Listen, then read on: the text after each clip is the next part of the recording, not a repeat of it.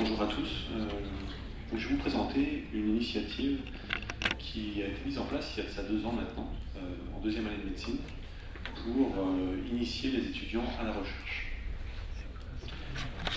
Alors je tiens à préciser tout de suite qu'il ne s'agit pas, dès la deuxième année, de faire nécessairement des grands chercheurs. On n'attend pas dans cet enseignement d'être finalisé nécessairement. Vraiment, le but ici, c'est de leur donner goût à la recherche, de désacraliser un peu les choses et de leur faire percevoir que peut-être qu'un jour ils pourront y participer, ils seront amenés à y participer s'ils le veulent. Donc, bref, vraiment leur donner envie d'en faire. On aura tout le temps, les années suivantes, d'approfondir et d'aller plus loin dans la méthodologie. En matière de contexte, pourquoi est-ce que cet enseignement a été mis en œuvre? Parce qu'une série de textes finalement de loi sont sortis récemment et désormais nous obligent à former nos étudiants à évidemment un certain nombre de compétences génériques pour exercer ensuite en ambulatoire, à l'hôpital ou ailleurs, mais aussi pour acquérir des compétences de scientifique. C'est ça qui est nouveau, avec des points intéressants.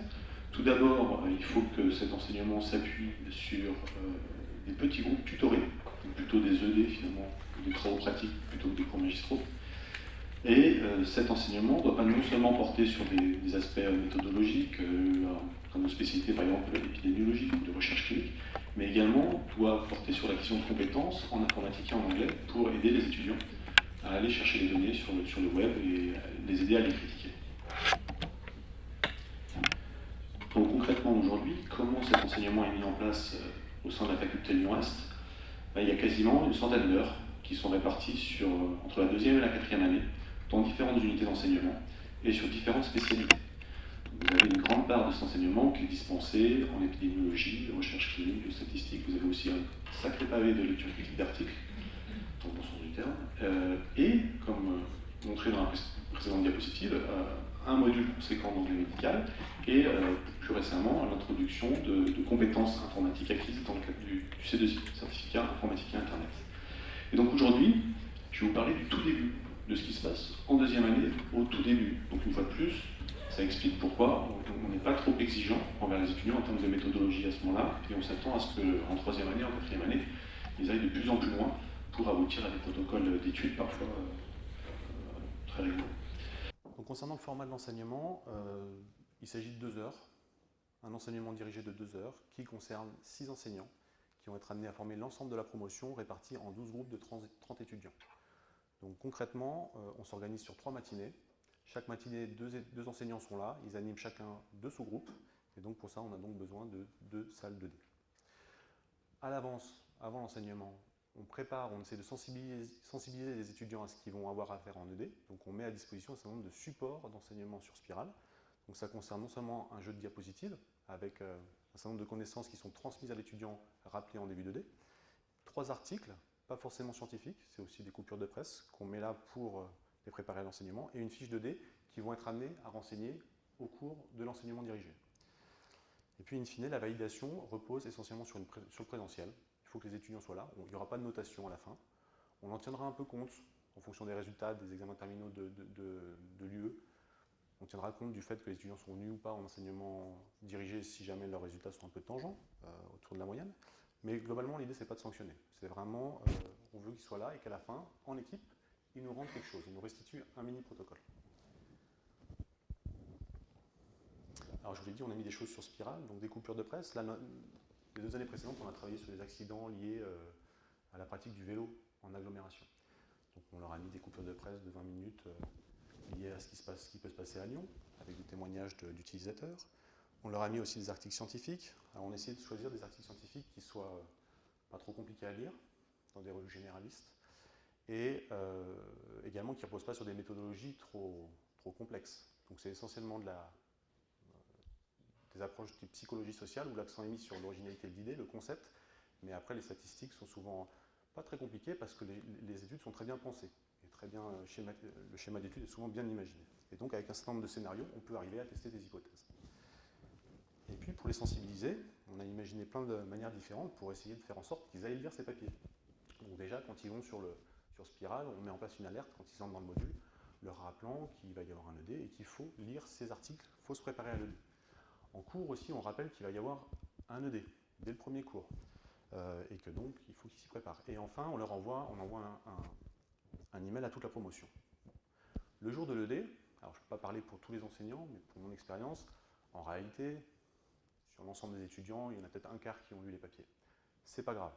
Si tous ne l'ont pas lu, au moins ceux qui l'ont lu peuvent restituer aux autres ce qu'ils en ont compris. Donc au moins eux en ont profité. Alors quels sont les objectifs pédagogiques de cet enseignement? Tout d'abord, on va essayer de stimuler la créativité des étudiants. C'est un point important et on va également commencer à faciliter l'acquisition d'une démarche scientifique dans notre cohorte d'étudiants. Ensuite, sur des aspects plus méthodologiques, on va les aider à identifier, à formuler une hypothèse de recherche et à proposer ensuite un cadre d'évaluation, un cadre méthodologique qui soit adapté pour tester cette hypothèse. Et puis le dernier objectif, il est aussi essentiel, c'est de les amener à travailler en équipe à la fin et à produire quelque chose en équipe.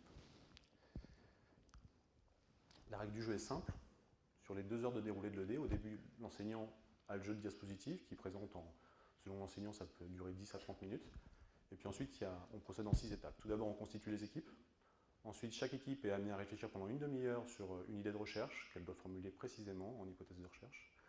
Ensuite, chaque groupe, chaque équipe restitue aux autres son hypothèse, son idée de recherche, ce qui donne lieu à des échanges très intéressants. Alors, ce qui est intéressant d'observer là, c'est que l'enseignant, finalement, n'a pas grand-chose à faire, si ce n'est d'animer les choses, de passer les plateaux, de jouer le rôle de régulateur, et intervient parfois sur des points méthodologiques précis, mais c'est très intéressant de voir que l'interaction, en fait, se limite pas à ce qui se passe dans les équipes, mais elle est très intéressante entre ces équipes. Et le point de vue critique des étudiants, des groupes d'étudiants, les uns par rapport aux autres sur leur protocole, sont très riches. Donc souvent l'enseignant n'a pas nécessairement besoin de compléter, il précise un peu les notions, ou il rappelle, il traduit en langage, il facilite la compréhension par les étudiants des idées qui peuvent s'échanger.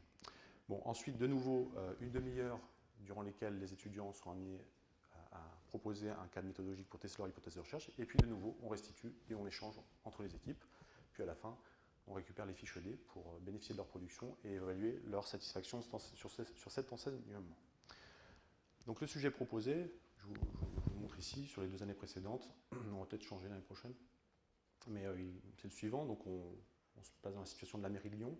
La mairie de Lyon s'inquiète du nombre croissant d'accidents pouvant impliquer les vélos et leur gravité, et elle voudrait mettre en place des solutions pour diminuer la survenue de ces accidents. Et donc, elle confie à votre équipe la mission d'étudier ce phénomène pour parvenir à le maîtriser. Ça commence comme ça, ils sont mis en situation, et ensuite, ils n'ont plus qu'à travailler. Alors on leur donne une fiche qui doit guider un peu leur réflexion, qu'ils sont amenés à compléter, avec un certain nombre d'items à renseigner, et typiquement, ils nous proposent 2 types de recherches, soit ils sont dans de l'observation, ils cherchent à comprendre un phénomène, pourquoi est-ce que les accidents surviennent, ils cherchent des facteurs explicatifs, ou alors ils sont plus dans un cadre interventionnel où d'emblée ils nous proposent une action et ils veulent tester si ça marche ou pas. Est-ce que ça sert à quelque chose ou pas de la mettre en place.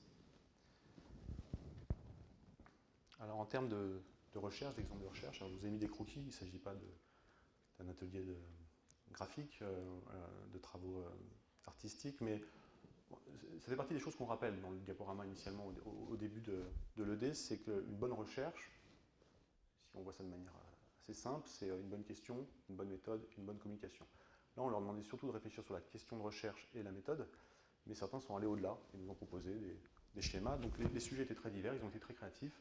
Certains travaillaient sur la mise en place de pistes cyclables, d'autres sur l'alcool au guidon. Enfin, vraiment, il ne manquait pas d'idées. Sur la méthodologie aussi, il ne manquait pas d'idées. On a essayé d'éviter de les enfermer dans des cadres la plupart du temps. C'est-à-dire plutôt que tout de suite, ils pensent à une étude et ils se disent « Ah, cas témoin, cohorte… » Non. C'est quoi le groupe contrôle? Ça sert à quoi? Et puis peut-être à la fin, ils vont arriver à un cas témoin, une cohorte, ou un avant-après, ou en fait non, on n'a pas eu d'avant-après, on a eu des choses beaucoup plus élaborées en fait, avec des niveaux de preuve bien supérieurs, des essais en cluster, des séries alternées, des step wedge, peut-être des choses, je ne sais pas si ça dit quelque chose à tout le monde ici, mais on a eu des choses très originales, et parfois des choses qu'on ne connaissait même pas nous-mêmes. Donc vraiment, leur créativité a été stimulée non seulement sur l'idée de recherche, mais également sur la méthodologie la plus adaptée pour répondre à la question de recherche qui se pose. Alors en termes d'évaluation, sur les 2 dernières campagnes, les résultats étaient plutôt bons, avec dans 9 cas sur 10 des étudiants qui semblaient satisfaits de l'enseignement et qui souhaitaient qu'on le pérennise. C'est assez intéressant de voir le contraste par rapport à nos retours de satisfaction sur les cours magistraux. Donc concrètement, on n'a pas du tout les mêmes choses.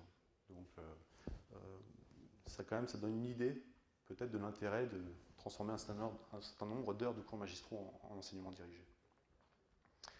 Alors au-delà de ça, en termes d'évaluation qualitative, les points forts de l'ED selon le retour des étudiants, et les axes d'amélioration qu'ils nous suggèrent. Donc en point fort, le travail en équipe, ça ils sont très preneurs, le fait qu'on soit en petits groupes, et donc qu'on puisse interagir, qu'on arrive à mieux se connaître, que pour les enseignants aussi c'est intéressant pour mettre des visages, des noms derrière les étudiants qu'ils ont à encadrer. Hein, c'est autre chose que d'être face à des amphis de 300 personnes quand ils sont remplis.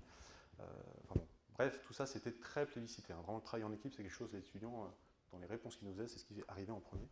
Le fait de les mettre en situation, avec une application concrète des cours pour faciliter l'intégration, l'enracinement du message, le stockage, c'est quelque chose aussi qu'ils appréciaient. Et puis aussi le fait qu'ils sont dans un cheminement, dans des études où ils vont devoir emmagasiner un grand nombre de connaissances et qu'on les amène à avoir un regard critique sur ces connaissances, c'est quelque chose qu'ils appréciaient, ainsi que le fait de pouvoir être libre de s'exprimer pendant ce TD sans être jugé et donc d'être créatif, sans trop se poser de questions. Bref, de créer l'atmosphère pour qu'ils puissent se lâcher un minimum. Enfin, en termes d'axes d'amélioration, alors la première chose qui arrivait, c'était qu'ils veulent davantage de dés, ou ils veulent des ED plus longs, mais bref, ils ont l'air d'aimer ça. Bon. Donc ça, c'est quelque chose peut-être auquel il faut qu'on s'attelle très rapidement. Ils auraient aimé qu'on approfondisse un peu l'analyse. On n'a pas abordé, quand ils présentaient leur protocole, les limites et les points forts de leur protocole. C'était un peu volontaire de notre part, parce qu'on anticipait que c'est des choses qui allaient être abordées peut-être un peu plus tard dans leur cursus, ou qu'on aurait le temps finalement d'aller plus loin dans la méthodologie et la rigueur du protocole. Mais bon, on le retient, et c'est peut-être quelque chose qu'on va intégrer à nos ED l'année prochaine. Et puis surtout, ils voulaient des sujets davantage médicaux. Or, initialement, avec Nathalie Serda, quand on avait fait le contenu de ces enseignements au début, on s'est dit justement, il ne faut pas du médical.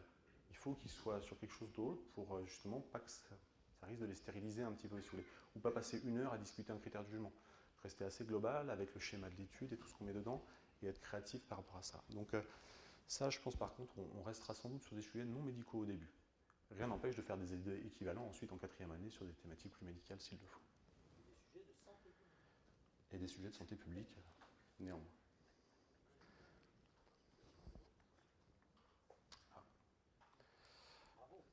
Ah, c'est pas terminé. Hein. C'est presque terminé. Les perspectives, très rapidement. Donc déjà, la question de transformer les heures de cours magistraux en enseignement dirigé, clairement, pour nous, quand on voit au moins l'enquête de cette direction, et puis même quand on voit le retour des professeurs qui animent ces sessions, c'est quand même une approche qui est plébiscitée, le fait de faire de plus en plus d'enseignement dirigé quand c'est faisable. Ça nécessite évidemment d'avoir des supports d'apprentissage de qualité, parfois un certain nombre quand même d'heures de cours magistraux, même avec des supports en complément sur spirale, mais pour que quand même l'étudiant arrive avec un minimum de connaissances en cours. Hein, il ne va pas tout acquérir avec un diaporama de 10 minutes nécessairement en début d'enseignement dirigé. Et puis ça pose quand même un certain nombre de questions en termes de ressources disponibles. On ne peut pas transformer 1 heure de cours en 1 heure d'enseignement dirigé, a priori, étant donné le nombre limité d'enseignants dont on dispose, et la multiplicité des sous-groupes qu'on va devoir animer. Et puis de la même manière, il y a des contraintes logistiques en termes de salles. Alors c'est des choses qu'on peut faire en amphi, mais il ne faut pas qu'on ait des amphis bondés, il faut quand même que les équipes puissent être réparties dans les amphis, qu'elles aient leur identité, et puis que l'enseignant puisse circuler entre les rangs un minimum. Deuxième perspective, c'est quelque chose qui est déjà mis en œuvre, donc Anne-Marie Schott me complétera si je me trompe, mais des choses qu'on a mis en œuvre parallèlement, en 4e année, en termes d'initiation à la recherche, donc c'est dans le cadre de l'UE12, où là on va plus loin. Donc je vous dis, en première année, c'est le premier vernis, on reste très superficiel, on leur donne goût à ça. En 4e année, on va plus loin. Et à la fin, on leur demande de nous rendre un protocole, ils ont aussi du travail à la maison à fournir, et on n'a pas 2 heures de dé, mais c'est un package de 9 heures en fait. Ils ont au début un enseignement dirigé de 3 heures, où ils font à peu près la même chose que ce qu'on a vu là. À la maison, ils finissent de renseigner un protocole sur une double page. Ensuite, on les revoit. Enfin, avant qu'ils rendent leur protocole, on met 3 heures de notre temps à disposition sur une session Meet the Expert ou The Professor, sur un format un peu congrès, où on enfile, là, on répond à toutes leurs questions. Ensuite, ils nous rendent leur protocole. On sélectionne, nous, les idées qui nous semblent les plus pertinentes. Donc, classiquement, par demi-promotion, ça va être 5 projets. Et ensuite, de nouveau, on programme 3 heures en amphithéâtre. Faut se mettre on essaye de simuler les conditions d'un congrès, où les étudiants finalement jouent le rôle de la communauté scientifique. Et donc les 5 équipes qui présentent les projets les plus innovants sont amenées à présenter à leurs collègues leurs travaux. Voilà. Donc l'intérêt de cela, c'est qu'on les fait travailler aussi sur des choses qui les concernent, puisque les sujets qui sont abordés, c'est comment améliorer l'enseignement théorique à la fac, ou l'enseignement pratique à l'hôpital, ou bien comment gérer la détresse psychologique des étudiants en médecine. Enfin, c'est des sujets donc, qui les concernent, et donc à terme, l'idée est de parvenir à retenir chaque année un projet et à le mettre en œuvre l'année suivante. Donc ils sont acteurs de leur formation et ils sont vraiment impliqués dans leur cursus de formation initiale. J'en ai fini, si vous avez des questions, J'essaierai d'y répondre au mieux.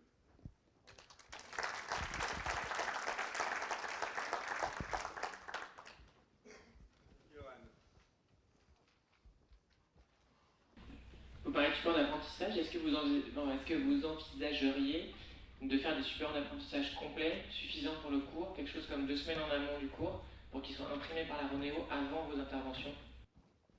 Déjà, maintenant on fait avec les échanges avec les ronéotypeurs, on a déjà l'existant de l'année précédente qu'on peut mettre à disposition avant les cours.